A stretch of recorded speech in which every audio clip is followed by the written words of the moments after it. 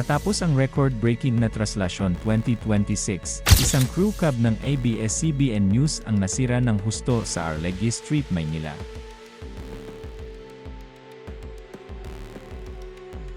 Nawasak ang sasakyan dahil sa siksikan at tulak-tulak ng mga deboto ng itim na Nazareno na nagtatangkang makalapit sa andas at maipahid ang kanilang mga panyo at tuwalya sa kahoy na estatwa na dinala pa mula sa Mexico noong 1606. Nayupi ang bubong at nabasag ang windshield dahil sa puwersa ng tao, habang ilang deboto pa ang umakyat sa ibabaw ng sasakyan para tumulong sa pagtutulak ng andas na naipit.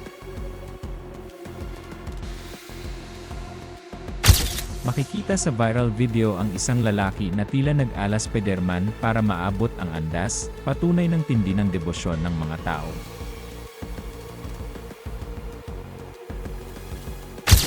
Ayon sa ilang deboto, wala silang kasalanan dahil bawal umano pumarada sa naturang lugar at napilitan silang umakyat sa crew cab upang makatulong sa paggalaw ng andas.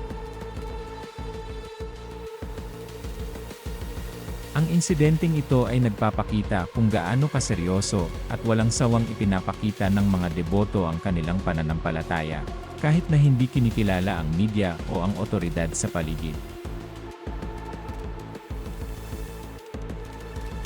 Ang Traslasyon 2026 ang pinakamahabang naging prosesyon sa kasaysayan, umabot ng 31 oras dahil sa mabagal na kilos ng andas at sa milyon-milyong Pilipinong dumalo.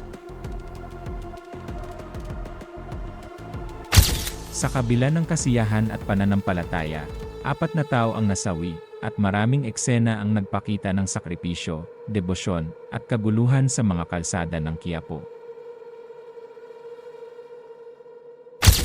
Ang pagkawasak ng crew cab ng ABS-CBN ay naging simbolo ng tindi ng debosyon ng mga deboto, at paalala na sa traslasyon, ang pananampalataya ng tao ay kadalasan mas malakas pa sa anumang limitasyon o alituntunin sa paligid.